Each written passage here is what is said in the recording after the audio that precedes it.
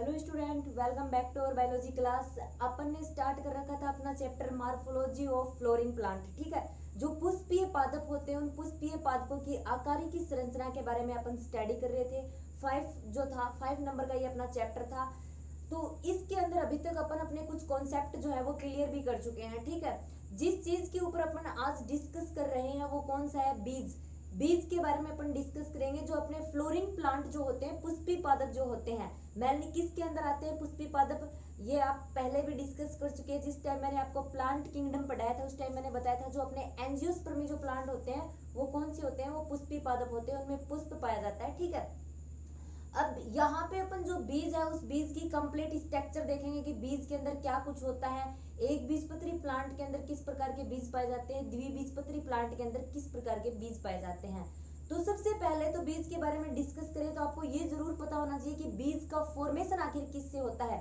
ये बात मैंने शायद आपको लास्ट वीडियो में भी बताई थी कि बीज का फॉर्मेशन किससे होता है और जो फ्रूट अपना बनता है, फल का निर्माण किससे होता है। निषेचन के बाद, फर्टिलाइजेशन के बाद अंडाशय जो होता है उससे किसका निर्माण हो जाता है? उससे तो हो जाता है अपने फ्रूट का फॉर्मेशन। और जो अपना बीजांड होता है, अंडाशय के अंदर बीजांड पाया जाता है। ठीक है, उस बीजांड से किसका फॉर्मेशन होता है? बीजांड से बीज का फॉर्मेशन होता है। और एक बीज के अंदर मेनली पाया क्या क्या जाता है? तो बीज के अंदर अपना एक बीजावरण, एक भ्रूण, मूलांकुर, परांकुर तथा एक या फिर दो बीजपत्र अपने प्रेजेंट होते हैं। ठीक है, ये डायग्राम आपको जो सामने दिखाई दे रहे हैं बोर्ड पर, ये किसके हैं? ये दोनों किसके हैं? ये तो अपने हैं द्विबीजपत्री प्लांट के। ठीक है, ये दोनों के दोनों डायग्राम द्विबीजपत्री प्लांट के हैं और ये दोनों के दोनों डायग्राम अपने किसके हैं? ये अपने एक बीजपत्री जो प्लांट होते हैं, एक बीजपत्री पादपों के जो बीज होते हैं उनकी स्ट्रक्चर दिखाई गई है यहाँ पर। तो सबसे पहले अगर अपन द्विबीजपत्री बीज की संरचना पर अगर डिस्कस करें स्टूडेंट, ये क्या है अपने द्विबीजपत्री बीज। तो द्विबीजपत्री बीज की संरचना अगर अपन देखें तो इनमें क्या होता है? इनमें एक बीजावरण पाया जाता है। बीज जो होता है उसके चारों तरफ किसका फॉर्मेशन होता है? बीज जो होता है वो चारों तरफ से किसके द्वारा ढका हुआ रहता है? बीजावरण के द्वारा। और एक बीजावरण की दो सतहें होती है। दो कौन सी है? एक तो बाहरी सतह और एक भीतरी सतह। बाहरी जो सतह होती है उसको टेस्टा बोला जाता है। ठीक है, बाहरी सतह को अपन क्या बोलते हैं? टेस्टा। और जो आंतरिक जो भीतरी सतह पाई जाती है उसको क्या बोलते हैं? टेगमेन। ओके, अपना जो बीजावरण होता है उस बीजावरण की दो सतह होती है। बाहरी सतह को अपन टेस्टा बोलते हैं, आंतरिक सतह को अपन टेगमेन बोलते हैं। और अपना जो ये बीज होता है ना, ये बीज किसके अंदर पाया जाता है? बीज फल के अंदर पाया जाता है। बीज हमेशा फ्रूट के अंदर पाया जाता है, आप लोग ये जानते हो। बीज फ्रूट के अंदर जिस स्ट्रक्चर के द्वारा, जिस संरचना के द्वारा जुड़ा रहता है उस संरचना को बोला जाता है नाभिका। ये आपको यहाँ पर दिखाई दे रखा होगा, यहाँ पे ये नाभिका होती है। इस नाभिका के द्वारा जो अपना बीज होता है वो किस से जुड़ा रहता है? फ्रूट से जुड़ा रहता है, फल से जुड़ा रहता है। और अपने नाभिका के ऊपर ये जो छिद्र होता है ना, ये इसको क्या बोला जाता है? इसको बीजांड द्वार बोला जाता है। ठीक है, ये अपना बीजांड द्वार होता है। ठीक है, अब यहाँ पे स्टूडेंट ये जो अपना बीजावरण होता है, इस बीजावरण को जब अपन हटाते हैं तो अपने को क्या दिखाई देते हैं? ये बीजपत्र दिखाई देते हैं। ठीक है, ये उसको बीजावरण को हटाने के बाद की स्ट्रक्चर होती है बीजपत्र की। अब यहाँ पे देखिए आपको दो बीजपत्र दिखाई दे रहे होंगे क्योंकि अपने द्विबीजपत्री पादपों के बीज हैं। द्विबीजपत्री का क्या मतलब होता है? द्वि का मतलब दो, बीजपत्र यानी दो बीजपत्र प्रेजेंट होते हैं उन पादपों के अंदर, उन्हीं को क्या बोला जाता है? द्विबीजपत्री पादप बोला जाता है। और इनके भ्रूण में क्या होता है? बीच में एक तो भ्रूणीय अक्ष होता है और दो बीजपत्र होते हैं। और अपने जो ये बीज पत्र होते हैं, इन बीज पत्रों में क्या होता है? बीज पत्रों के अंदर भोज्य पदार्थ संचित रहता है। ठीक है, जो बीज पत्र पाए जाते हैं उन बीज पत्रों के अंदर क्या संचित रहता है? भोज्य पदार्थ। अब अपना जो ये अक्ष आपको बीच में दिखाई दे रहा है, इसका ये निचला जो पार्ट होता है, नुकीला पार्ट, ये मूलांकुर होता है और पत्ते जैसा ये पार्ट जो दिखाई दे रहा है ये परांकुर होता है। अब स्टूडेंट, मूलांकुर से किसका फॉर्मेशन होता है और परांकुर से किसका फॉर्मेशन होता है? अपनी लास्ट क्लास के अंदर अपन इस चीज के बारे में डिस्कस कर चुके हैं। जिस टाइम मैंने आपको एंजियोस्पर्मी प्लांट के बारे में बताया था उस टाइम भी मैंने आपको बताया था एंड एक दो बार पहले भी मैं आपको बता चुकी हूँ। अपने मूलांकुर से किसका फॉर्मेशन होगा? मूलांकुर से हमेशा जो अपना पादप होता है, पादप का सबसे पहले तो फॉर्मेशन किससे होता है? बीज से होता है। ठीक है, बीज से होता है प्लांट का फॉर्मेशन। पहले अपन बीज उगाते हैं, फिर वो बड़ा होता है, उसी के बाद तो पूरा प्लांट बनता है वो। अब जो प्लांट बनता है बीज से, उस बीज के अंदर क्या प्रेजेंट होता है? एक मूलांकुर प्रेजेंट होता है और एक परांकुर प्रेजेंट होता है। तो मूलांकुर जो होता है उस मूलांकुर से किसका फॉर्मेशन होता है? जड़ का, मूल का फॉर्मेशन होता है। ठीक है, मूलांकुर से हमेशा मूल का, जड़ का या फिर रूट का फॉर्मेशन होता है। ओके, और जो अपना परांकुर होता है, इस परांकुर से किसका फॉर्मेशन होता है? परांकुर से, बीज के अंदर जो परांकुर प्रेजेंट होता है उस परांकुर से परों का फॉर्मेशन होता है, तने का फॉर्मेशन होता है। क्लियर? ये बात हर स्टूडेंट को पता होनी चाहिए। और अपने बीज में क्या होता है? भ्रूणपोष होता है। भ्रूणपोष और भ्रूणकोश ये दो अलग अलग चीजें होती है। जिस टाइम मैंने बीजांड की एक स्ट्रक्चर बना के बताई थी आपको, जिस टाइम अपन एंजियोस्पर्मी प्लांट की स्टडी कर रहे थे उस टाइम बताया था मैंने बीजांड की स्ट्रक्चर बनाकर, फिर मैंने बताया था कि फर्टिलाइजेशन किस प्रकार से होता है, द्विनिषेचन की प्रोसेस पाई जाती है। भ्रूणपोष का क्या कार्य होता है? भ्रूणपोष का कार्य होता है भ्रूण को पोषण प्रदान करना। ठीक है, यहाँ पर मेनली भ्रूणपोष के बारे में बताया गया है, किस प्रकार से भ्रूणपोष का फॉर्मेशन होता है। अगर ये चीज आपको डिटेल से देखनी है ना तो एंजियोस्पर्मी प्लांट जिस टाइम मैंने पढ़ाया था आपको, अपने उस वीडियो में डिटेल से बताया हुआ है, आप चेक कर लेना। ठीक है, अब अपने कुछ जो प्लांट के बीज होते हैं जैसे चना या फिर मटर, इनका क्या होता है? भ्रूणपोष बिल्कुल पतला होता है, इसलिए इनके जो बीज होते हैं वो क्या बोल देते हैं? अभ्रूणपोषी बीज।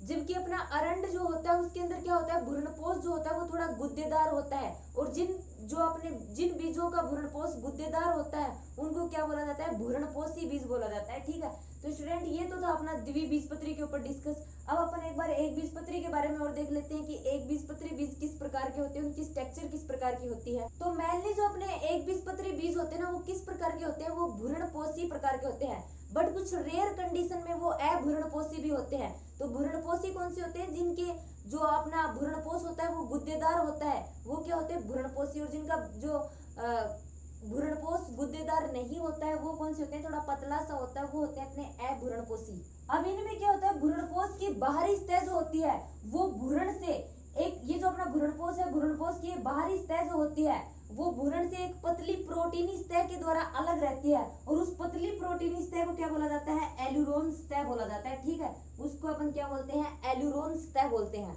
ये सतह आपको दिखाई दे रही होगी। ठीक है, ये अपना अंदर का भ्रूणपोष है और ये एक पतली प्रोटीनी परत के द्वारा अलग रहता है, इसलिए ये प्रोटीन की बनी होती है, इसको अपन क्या बोलते हैं? एल्यूरोन सतह बोलते हैं। और अपना ये जो भ्रूण जो होता है आकार में छोटा होता है, और अपने इस एक बीजपत्री प्लांट के अंदर ओनली एक ही बीजपत्र पाया जाता है जो साइज में थोड़ा बड़ा होता है, और जिसे अपन क्या बोलते हैं? जिसे अपन स्कूलुटेलम बोलते हैं। ठीक है, ये साइज में थोड़ा बड़ा होता है, ये अपना बीजपत्र है जिसको अपन स्कूटेलम बोलते हैं। अब इसके अंदर क्या प्रेजेंट होते हैं? इसमें एक छोटा एक्स होता है जिसके अंदर अपना परांकुर और यहाँ पर अपना परांकुर, यहाँ पर अपना मूलांकुर दोनों प्रेजेंट होते हैं। परांकुर के द्वारा किसका फॉर्मेशन होता है? परांकुर के द्वारा परों का फॉर्मेशन हो जाता है। मूलांकुर के द्वारा किसका फॉर्मेशन होता है? मूलांकुर के द्वारा अपना जो प्लांट होता है उसकी मूल का फॉर्मेशन हो जाता है। और अपने जो परांकुर और मूलांकुर होते हैं ये दोनों अलग अलग एक चादर से ढके रहते हैं। उस चादर को क्या बोलते हैं? परांकुर जिस चादर से ढका रहता है उसको अपन परांकुर चोल बोलते हैं। मूलांकुर जिस चादर के द्वारा ढका रहता है उसको अपन मूलांकुर चोल बोलते हैं। ठीक है, अपने जो भ्रूणपोष होता है, एक बीजपत्री प्लांट की अपन बात कर रहे हैं, इनके अंदर क्या होता है? जो अपना भ्रूणपोष होता है एक प्रोटीन की सतह के द्वारा अलग होता है जिसको एल्यूरोन सतह बोला जाता है। इसके अंदर एक ही बीजपत्र पाया जाता है जो साइज में थोड़ा बड़ा होता है जिसको स्कूटेलम बोलते हैं। इसके अंदर अपना क्या होता है? मूलांकुर और परांकुर होते हैं। मूलांकुर और परांकुर एक चादर के द्वारा ढके होते हैं। परांकुर जिस चादर के द्वारा, जिस सतह के द्वारा ढका रहता है उसको परांकुर चोल बोला जाता है। मूलांकुर जिस चादर के द्वारा, जिस सतह के द्वारा ढका रहता है उसको मूलांकुर चोल बोला जाता है। ठीक है, और परांकुर के द्वारा अपने परों का फॉर्मेशन होता है, मतलब जो अपना बीज के द्वारा जो पादप होता है उसके तने का फॉर्मेशन परांकुर करता है, और जो रूट होती है, जो जड़ होती है, उसका फॉर्मेशन कौन करता है? उसका फॉर्मेशन अपना मूलांकुर करता है। तो स्टूडेंट्स, आज का अपना ये जो टॉपिक था ये था प्लांट के बीज के ऊपर। ठीक है, नेक्स्ट जो अपना वीडियो होगा उसमें अपन एक मोस्ट इम्पोर्टेंट टॉपिक है अपना, बहुत ज्यादा इम्पोर्टेंट है अपने प्रैक्टिकल की दृष्टि से भी और अपने थ्योरी की दृष्टि से भी। अपन उसमें ये देखेंगे कि जो अपने बीज, जो अपना प्लांट होता है ना, अपना पादप, उस पादप का अपन वर्णन किस प्रकार से करते हैं, किस प्रकार वैज्ञानिक एक प्लांट को पूरी तरह से डिस्क्राइब करते हैं। प्लांट का एक अलग से पुष्पी सूत्र होता है, वो पुष्पी सूत्र किस प्रकार से बनाते हैं अपन, और एक अलग से उसका पुष्पीय चित्र बनाया जाता है, वो भी अपन देखेंगे। आपने अभी तक जो पुष्प का चित्र है वो मतलब मेनली उसका डायग्राम देखा होगा, जैसे आप सरसों का पादप देखते हैं तो उसकी पत्तियां, उसकी जड़, यही कुछ बनाते हैं। लेकिन आगे जो अपना वीडियो होगा उसके अंदर अपन ये चीज देखेंगे कि पुष्पी सूत्र का प्रयोग करते हुए पुष्प का चित्र किस प्रकार से बनाया जाता है। जिसके अंदर अपन देखेंगे कि उसका बाह्य दल, दल पुंज, उसके अंदर पुमंग, जायांग, इन सबको काउंट किया जाता है। फिर उसका एक फॉर्मूला बनता है, उस फॉर्मूले के बेस पर फिर अपना एक डायग्राम बनाया जाता है उस पुष्प का, जो मतलब प्लांट जैसा दिखता है उससे बिल्कुल अलग टाइप का होता है। वो सब चीजें अपन डिटेल से देखेंगे। एंड एक दो जो है अपन मोस्ट इंपोर्टेंट जो फ्लोरिंग प्लांट के कुल है, पुष्पी पादपों के कुल जो फैमिली है, उनके बारे में भी डिस्कस करेंगे। पुष्पी सूत्र और पुष्पी चित्र का प्रयोग करते हुए कि किस प्रकार से इनका वर्णन करते हैं, किस प्रकार से डिस्क्राइब करते हैं, प्रैक्टिकल में किस प्रकार के क्वेश्चन उनको लेकर पूछे जाते हैं, एंड थ्योरी में किस प्रकार के क्वेश्चन आते हैं। ठीक है, तो वो सब चीजें अपन अपने नेक्स्ट वीडियो के अंदर डिस्कस करेंगे।